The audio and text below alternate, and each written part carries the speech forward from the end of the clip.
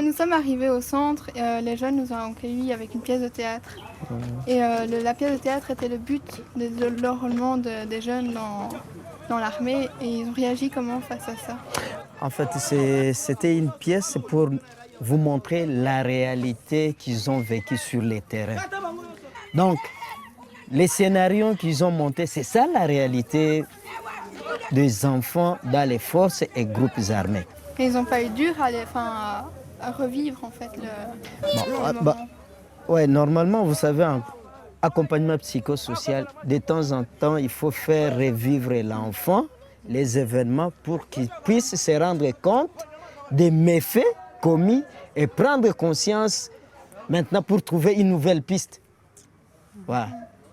Oui, ma soeur était enceinte avec ses deux enfants. On l'avait tué, égorgé par le couteau avec son enfant qui était au dos. Et même elle-même, on l'avait égorgé le ventre, on avait souturé l'enfant là-dedans. J'avais vu tout ça. Moi, j'avais eu l'occasion de fuir parce que là où je me suis caché, il n'y avait pas de... Bon, ils ne sont pas passés là-bas. Par après, on avait fusillé mon père. Quand on avait fusillé mon père, je me suis retrouvé vraiment seul.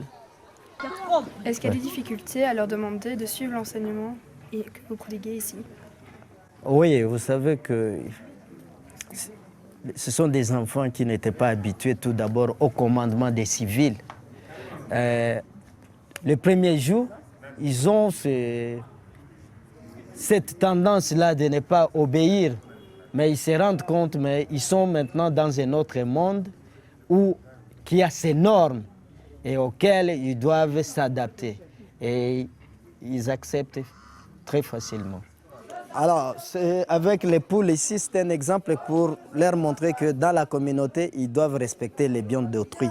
Dans l'armée, ils avaient l'habitude d'aller piller dans les villages et récupérer les poules d'autrui.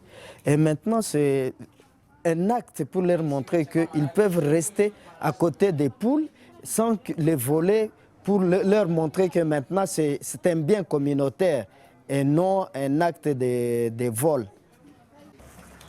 Si les enfants participent à une telle activité ici au centre, parce que quand il va rentrer dans sa famille, il devrait chaque fois aider les parents et c'est aussi un acte de resocialisation dans la communauté. Parce qu'il ne doit pas se considérer supérieur, il doit participer à toutes les autres activités familiales comme les autres enfants de sa famille. Est-ce que les enfants se battent souvent entre eux? Il y a un problème de leadership. Les anciens veulent faire sous forme de blésage, donner une leçon aux nouveaux. Et les nouveaux, pour se valoriser, eux aussi n'acceptent pas facilement d'être dominés. Alors vous pouvez gérer à chaque instant même une dizaine de bagarres. Mais au fur et à mesure qu'ils cohabitent ensemble, qu'on les prodigue des conseils, et la fréquence diminue petit à petit. Alors ici, vous voyez, il y a 3 classes. Ça, c'est le niveau 1, où les enfants analphabètes qui n'ont jamais été sur les bancs de l'école. Ça, c'est le deuxième niveau. Ici, ce sont des enfants qui étaient déscolarisés, mais qui étaient au niveau de primaire. Alors, où on fait la remise à niveau. Et le troisième, c'est les enfants qui étaient avec un niveau même des humanités, qui étaient déscolarisés. Alors, quand j'ai dit tu es idiot, c'est une injure en quelque sorte. Après le massacre, j'étais enrôlé dans un groupe armé, on appelait Moudundo 40. C'est un groupe de Maïmaï. Ce groupe-là, on a été là parce qu'on croyait que c'est là où on va avoir quand même une bonne vie. Et puis là, on va se venger contre l'armée qui aurait pu faire des massacres. Là-dedans, on nous avait vraiment torturés d'une manière extraordinaire. Parce qu'on nous appelait que nous sommes des Kadogo. Les Kadogo signifient les enfants là-bas qu'on aimait utiliser. Quand on voulait faire à la ligne de front, c'était toujours les enfants qu'on mettait là, de devant. Quand on veut aller piller, quand on veut aller torturer une personne, on utilisait toujours les enfants.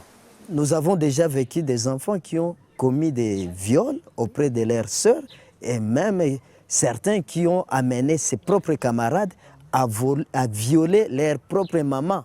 Après le diplôme d'État, je suis encore rentré au centre parce que je n'avais pas là où aller. Le directeur m'avait dit que non, tu vas maintenant rester ici en train de sensibiliser les autres qui sont au centre, qu'ils puissent regarder le modèle que tu as suivi pour parvenir à obtenir le diplôme. En tout cas, en ce qui me concerne, je donne cours au niveau de deuxième graduat et certains que j'ai pu rencontrer étaient déjà à ce niveau-là, mais je ne les connaissais pas comme ayant un tel passé sans qu'ils se soient manifestés eux-mêmes. Donc c'est dans ce sens-là qu'à ce niveau-là, il y a une intégration positive aussi, étant donné que leur caractère, leur passé, n'intervient pas pour les faire sortir du commun et les faire apparaître comme étant particuliers compte tenu de ces passés-là. Ça, cela n'existe pas. C'est dans ce sens-là que c'est encore positif et on en est vraiment fiers.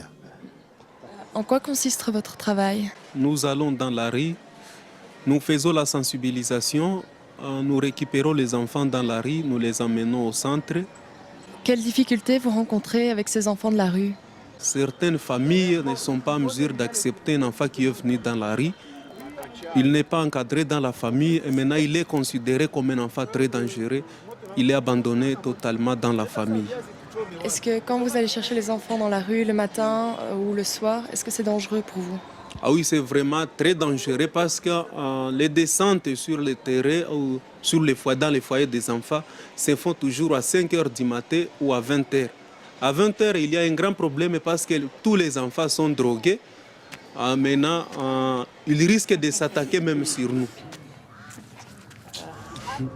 Hakuna vangalika, hakuna walivuta droga jana magharibi wako hapa. Hata mimi nipiga deku mimi. Mimi nipiga deku jana mimi inalamuka saa. Mwanza sikia tu mimi nipige ngine deku. Ndio nikuwe tena bien.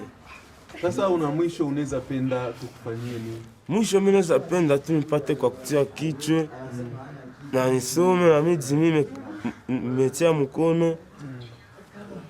Ndeza furahi kabisa.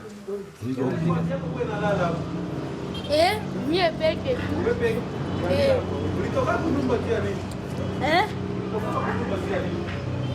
Upendangu tu. Unavutaka tumbako au uvutaki? Mie navutaka. Unavutaka tumbako? Kama ulishavuta tumbako unakuwaka hii? Nikishavuta tumbaku mimi nakuwa na bumanjala wangu mpaka tu wanipatie tu napa. Nipenda ndoa kubasemi si akula hata niko hapa na njala. Ndio mama anapita nipatia maviazi. Bazazi bangali. Bazazi? Mere haiko mevie. Mnalalaka hapa bangapi? Mimi siwezi sabia. Mnalalaka ba mingi. Est-ce que les enfants subissent aussi des violences par rapport à les policiers? Est-ce qu'ils frappent les enfants aussi parce qu'ils sont dans la rue? Oui, c'est fréquent. Pendant la nuit, les enfants sont attaqués par les polices, raison pour laquelle ces enfants sont devenus nomades. Ils passent la nuit ici aujourd'hui, ils sont attaqués pendant la nuit, demain ils se déplacent et ils vont à un autre endroit, et ainsi de suite. Comment vivent ces enfants dans la rue? Parce qu'il faut bien qu'ils mangent ou qu'ils trouvent de l'argent, donc comment est-ce qu'ils vivent? Oui, ces enfants, pour trouver de l'argent, certains sont des porte-feux, d'autres utilisent les vols. Et d'autres aussi, en tout cas, sont les deux principales activités, les vols et les porte-feux. Est-ce qu'il y a un avenir pour ces enfants une fois qu'ils sortent de votre centre? Oui, il y a un avenir parce que parmi eux, il y a les enfants déjà qui sont dans des écoles, d'autres qui font certains métiers dans la ville. Ils continuent à prendre sérieusement et nous sommes ici avec eux. Ils travaillent convenablement quand même, ça va. Oui, je suis très content. Très content encore. Oui, je suis content parce que je vais travailler. Furaha gani? Furaha kuishi na bandugu yangu fasi moja. Ingine kwa kwetu situmikie makazi za nguvu sasa nilikuwa tumika mwangu. Na kwa mimi napenda, kimu arme kwa kwa mimi napenda. Uchane uendelee, umuzazi mzuri.